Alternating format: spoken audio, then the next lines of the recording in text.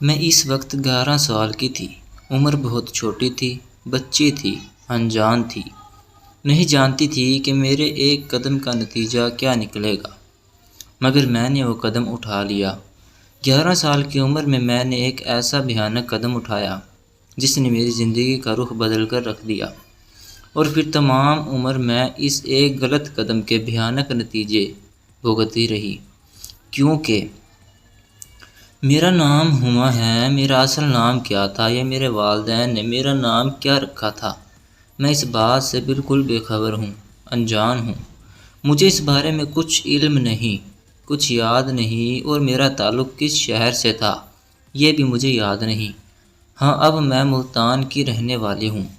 اب میں ایک 35 سالہ خاتون ہوں، لیکن 11 سال سے لے کر 35 سال تک کا یہ سفر میں نے کس طرح طے کیا، کتنے دھکے کھائے، کتنی ٹھوکریں کھائیں، کتنے ہاتھوں میں بکی، کتنی ہوس زدہ نظروں کا سامنا کیا، کتنی جگہوں سے بھاگی، کوئی شمار نہیں، کوئی خبر نہیں، اور خبر رکھنا بھی تو کون، کیونکہ میری خبر رکھنے والا کوئی تھا ہی نہیں۔ مگر جانتے ہیں اس سارے سلسلے کی شروعات کہاں سے ہوئی تھی؟ میرے ایک قدم سے جو میں نے 11 سال کی عمر میں اٹھایا۔ چلیے شروع سے آپ کو اپنی کہانی سناتی ہوں۔ جیسا کہ میں شروع میں بتایا، مجھے اپنے نام کے بارے میں کچھ علم نہیں کہ میرے باپ نے میرا نام کیا رکھا تھا۔ ہاں، مجھے تمام واقعہ یاد ہے کہ میں یہاں تک کیسے پہنچی۔ مجھے اچھی طرح یاد ہے کہ جب میں اسکول سے گھر کی طرف جایا کرتی تھی تو راستے میں ایک بڑا سا جامن کا درخت تھا، اور اس درخت کے نیچے ایک سفید رنگ کی گاڑی کھڑی رہتی تھی۔ میرا تعلق بہت ہی متوسط گھرانے سے تھا۔ مجھے اب یاد نہیں کہ میرے ابا کیا کام کرتے تھے، مگر ان کے پاس سائیکل ہوا کرتی تھی جس سے وہ روز صبح خود اپنے ہاتھ سے ہینڈ پمپ کے ذریعے ہوا بھرا کرتے تھے۔ ہمارے گھر میں سائیکل تھی، اور میں جب اس گاڑی کے پاس سے گزرتی تو بڑی حسرت زدہ نظروں سے اسے دیکھا کرتی تھی۔ وہ گاڑی بہت بڑی پیاری اور چمکدار کالے شیشوں والی خوبصورت سی گاڑی تھی۔ میں ہمیشہ اس کے پاس کھڑی ہو کر چند منٹ تک اس کی چمک کو دیکھتی رہتی۔ زیادہ تر وہ گاڑی خالی ہی وہاں کھڑی رہتی۔ ہاں، کبھی کبھار اس کے اندر کوئی آدمی بیٹھا ہوتا یا گاڑی سٹارٹ ہوتی تھی۔ اگر گاڑی کے پاس کوئی بھی موجود نہ ہوتا تو میں ضرور اسے ہاتھ لگا کر دیکھا کرتی تھی۔ مجھے وہ گاڑی بہت اچھی لگتی تھی، اور میں سوچا کرتی تھی کہ نہ جانے میرے ابا کب ایسی گاڑی لیں گے۔ شاید کبھی نہیں، کیونکہ یہ گاڑی یقیناً بہت مہنگی ہوگی۔ خیر، میرا یہ روز کا معمول تھا۔ میں جب بھی وہاں سے گزرتی اس گاڑی کو بہت غور سے اور حسرت بھری نگاہوں سے دیکھا کرتی، اور شاید میری یہ حرکت اس گاڑی کا ڈرائیور بھی نوٹ کر رہا تھا۔ ایک دن جیسے ہی میں اس گاڑی کے پاس آ کر رکی، گاڑی کا دروازہ کھلا اور وہ شخص باہر نکل آیا۔ میں ایک دم بھکلا گئی اور جلدی سے آگے بڑھنے کے لیے قدم اٹھایا ہی تھا کہ اس نے مجھے آواز دی اور کہا، رکو گڑیا۔ میرے قدم وہیں رک گئے۔ وہ شخص مسکرایا، 2 قدم میری طرف بڑھا اور بولا، تم روزانہ یہاں کھڑی ہو کر گاڑی کو دیکھتی ہو، کیا تمہیں یہ گاڑی بہت اچھی لگتی ہے؟ میں نے فوراً اس بات میں سر ہلایا اور کہا، ہاں، مجھے یہ گاڑی بہت اچھی لگتی ہے۔ یہ گاڑی تمہاری ہے کیا؟ میں نے فوراً اس سے سول کر ڈالا۔ وہ اب بھی مسکرا رہا تھا، اس کے ایک ہاتھ میں جلتی ہوئی سگریٹ تھی۔ پھر اس نے اس بات میں سر ہلایا اور کہا، ہاں، یہ گاڑی میری ہے۔ میں نے اس شخص سے نظریں ہٹائی اور گاڑی پر جما دی۔ وہ خوابناک حسرت بھری آواز میں کہا، تمہاری گاڑی بہت خوبصورت ہے۔ میری بات سن کر اس کی مسکراہٹ گہری ہو گئی، مگر وہ کچھ بولا نہیں۔ میں نے اچانک کہا، کیا میں تمہاری گاڑی کو اندر سے دیکھ لوں؟ اس نے چونک کر میری طرف دیکھا اور بولا، ہاں، بالکل دیکھ لو۔ وہ گاڑی کے اندر بیٹھ چکا تھا اور اس نے پیچھے والا دروازہ کھول دیا۔ میں فوراً گاڑی میں بیٹھ گئی۔ جتنی خوبصورت گاڑی باہر سے نظر آ رہی تھی، اتنی ہی اندر سے بھی تھی۔ بے حد حسین نئی نکور سیٹیں، اور اندر سے بالکل چمچماتی ہوئی جیسے ابھی ابھی خریدی گئی ہو۔ میں نے ایک ایک چیز پر ہاتھ پھیر کر دیکھا۔ میں شوق بھری نگاہوں سے گاڑی کو دیکھ رہی تھی، اور وہ شخص مجھے دیکھ رہا تھا۔ کافی دیر گاڑی میں بیٹھ کر ارد گرد دیکھنے کے بعد جب میری نظر اس پر پڑی تو وہ بولا، ہاں تو دیکھ لی میری گاڑی اندر سے؟ میں نے کہا، ہاں تمہاری گاڑی بہت خوبصورت ہے۔ پھر میں گاڑی سے نیچے اتر آئی، وہ شخص بھی ساتھ ہی باہر آ گیا۔ اس کے بعد وہ خاموشی سے وہاں کھڑا سگریٹ پیتا رہا اور میں اپنے گھر کی طرف چل دی۔ اب یہ روز کا معمول بن گیا تھا۔ وہ اکثر مجھے آواز دیتا اور گاڑی کا دروازہ کھول دیتا۔ میں اس کی گاڑی کے اندر بیٹھ کر دیکھتی، چھوتی، محسوس کرتی اور خوش ہو جاتی۔ ہاں، اس نے کبھی خود سے مجھے گاڑی میں بیٹھنے کو نہیں کہا تھا۔ ہر بار وہ میری خواہش پر ہی دروازہ کھولا کرتا تھا۔ اور پھر ایک دن اچانک میں نے اس سے ایک فرمائش کی۔ میں نے کہا، تم میری ایک بات مانو گے؟ وہ کہنے لگا، ہاں بولو۔ میں جھجکتے ہوئے کہا، مجھے اپنی گاڑی میں کچھ دور لے کر چلو نا۔ وہ کچھ دیر خالی خالی نگاہوں سے میری طرف دیکھتا رہا۔ پھر اس نے اپنے ہاتھ سے تھاما ہوا سگریٹ نیچے پھینکا، پاؤں سے مسل کر بجھایا اور گاڑی سٹارٹ کر دی۔ گاڑی چلتے ہی اس میں اے سی بھی چلنے لگا تھا۔ ٹھنڈی ٹھنڈی ہوا آنے لگی تھی اور وہ گاڑی کو آگے بڑھا لے گیا۔ وہ کچھ دور تک گاڑی کو لے کر گیا اور پھر اس نے گاڑی واپس موڑ دی۔ اب گاڑی دوبارہ سے اسی جامن کے درخت کے نیچے رک چکی تھی۔ اس کا دروازہ کھول دیا اور میں باہر نکل آئی۔ یہ تو کوئی اور ہی دنیا تھی۔ یہ سفر بہت ہی خوبصورت تھا۔ میرا جی چاہ رہا تھا یہ سفر کبھی ختم نہ ہو۔ میں نے اس شخص کا شکریہ ادا کیا اور واپس گھر کی طرف آ گئی۔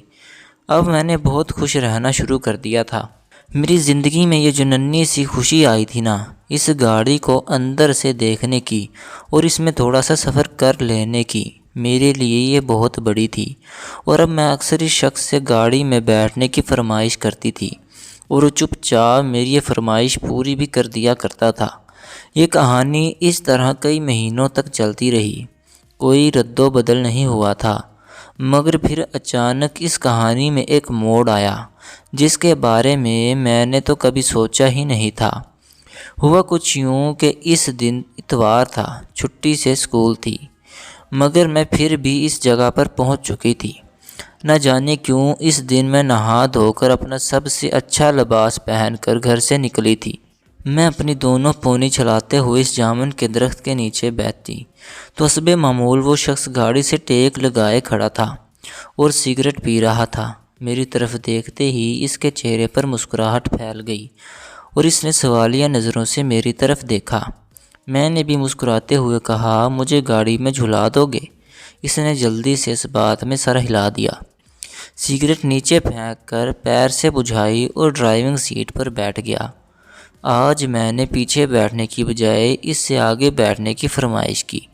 میں نے اس سے پوچھا کہ میں اگلی سیٹ پر بیٹھ جاؤں؟ وہ کہنے لگا، ہاں ضرور۔ میں جلدی سے گھوم کر دوسری طرف گئی اور آگے کی سیٹ کا دروازہ کھول کر بیٹھ گئی۔ میں نے بیٹھتے ہی گاڑی کا دروازہ بند کیا اور اس نے گاڑی کو آگے بڑھا دیا اور گاڑی سبک رفتاری سے چلنے لگی۔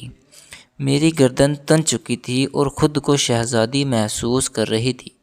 اس وقت میں کسی اور ہی دنیا میں تھی۔ دل ہی دل میں سوچ رہی تھی کہ میں اس گاڑی کی مالکن ہوں، یہ میرا ڈرائیور ہے اور میں بس انہی خیالوں میں گم تھی اور گاڑی انجان راستے پر رواں دواں تھی۔ لیکن مجھے ابھی تک اس بارے میں کوئی پریشانی نہیں تھی۔ اچانک وہ شخص ایک جگہ رکا اور پوچھنے لگا، جوس پیو گی؟ میں نے تیزی سے اس بات میں سر ہلا دیا۔ وہ گاڑی سے نکل کر باہر گیا اور تقریباً 5-7 منٹ بعد واپس لوٹا تو اس کے ہاتھ میں جوس کی 2 بوتلیں تھیں۔ ایک بوتل اس نے میری طرف بڑھا دی اور دوسری وہ خود پینے لگا۔ بس یہیں سے میری بربادی کا آغاز ہو چکا تھا۔ جوس پیتے ہی مجھے گہری نیند آنے لگی۔ میں سو گئی اور جب میری آنکھ کھلی تو میں کسی انجان جگہ پر تھی۔ اندھیرا بند اور چھوٹا سا کمرہ، میرے ہاتھ اور پاؤں بندھے ہوئے تھے اور منہ پر ٹیپ لگی ہوئی تھی، اور میں حیرت سے سوچ رہی تھی کہ میں تو اس شخص کی گاڑی میں جھولا لینے کے لیے آئی تھی، پھر میں یہ کہاں پہنچ گئی؟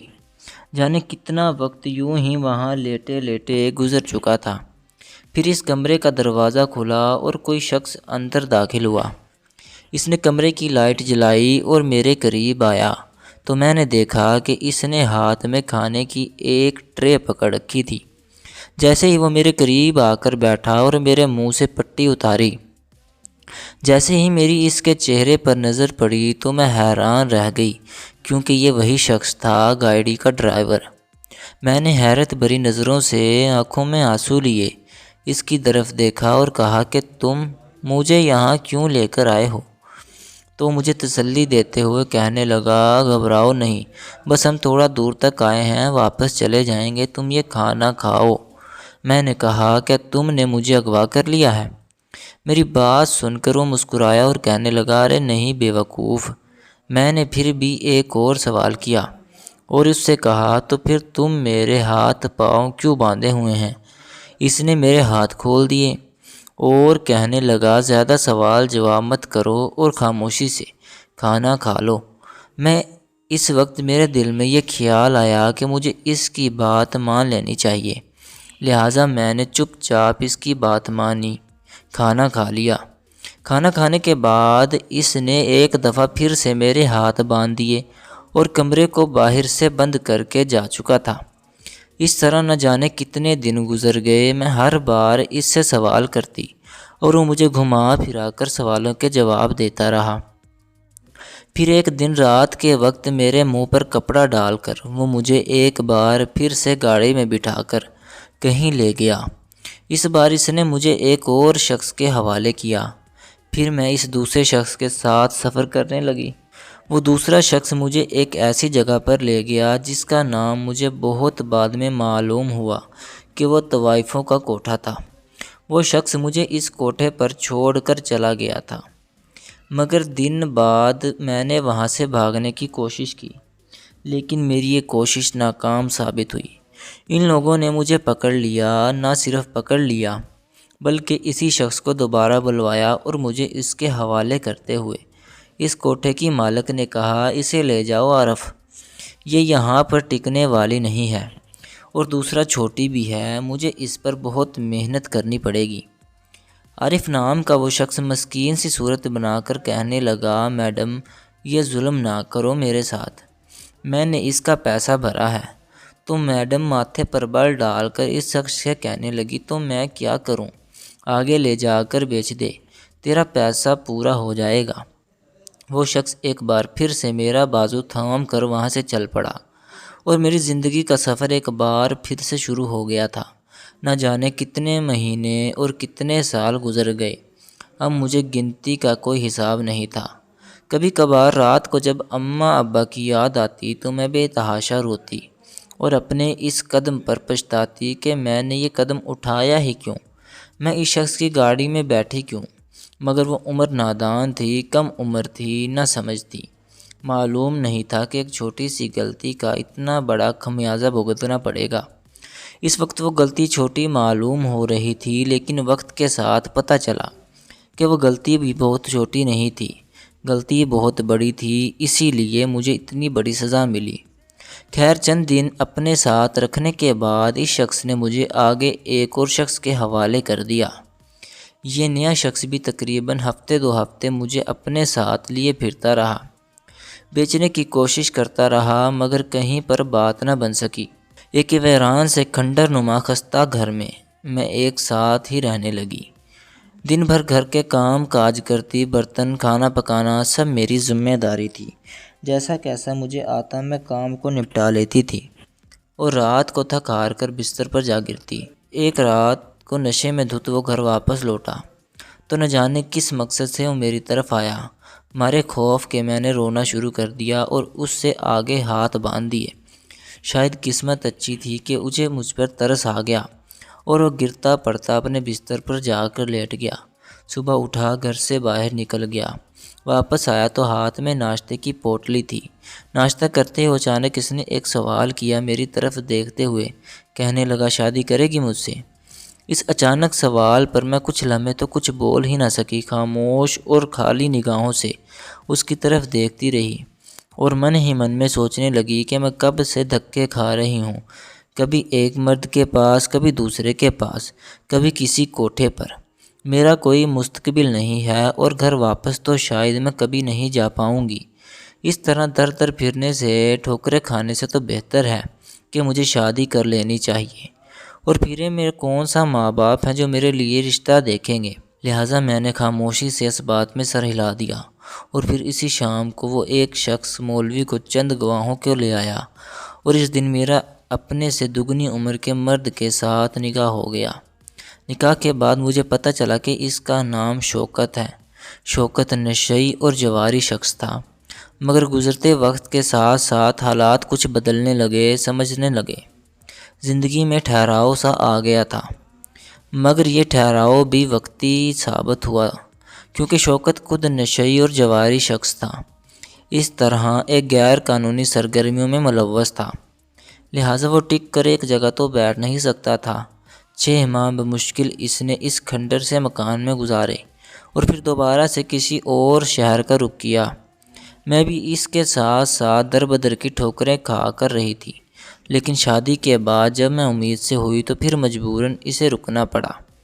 وقت دھیرے دھیرے یوں ہی گزرتا رہا، اور دیکھتے ہی دیکھتے اللہ تعالیٰ نے مجھے 2 بچوں سے نواز دیا۔ نہ جانے میری شادی کو کتنا وقت گزر چکا تھا، میں نے وقت کا حساب رکھنا چھوڑ دیا ہے۔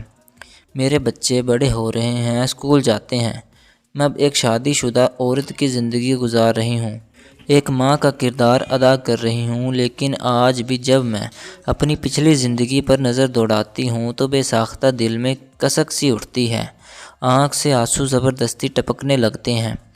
تب میں جب 11 سال کی تھی اور اس چمکیلی گاڑی کو دیکھنے کے لیے جامن کے درخت کے نیچے کھڑی ہوا کرتی تھی، میں نے کبھی سوچا بھی نہیں تھا کہ یہ گاڑی میں گھومنے کا شوق مجھے یہاں تک لے آئے گا۔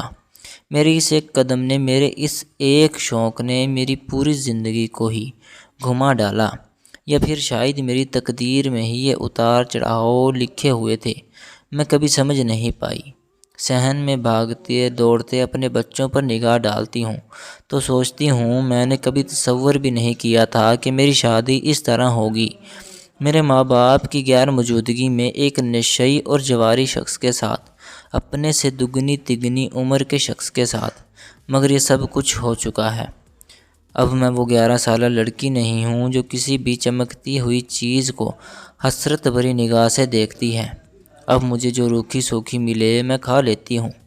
کبھی باہر جانے کا خیال دل میں آیا ہی نہیں ہے، کبھی نیا کپڑے پہننے کا، نئے جوتے لینے کا یا چوڑیاں پہننے کا خیال دل میں نہیں آیا۔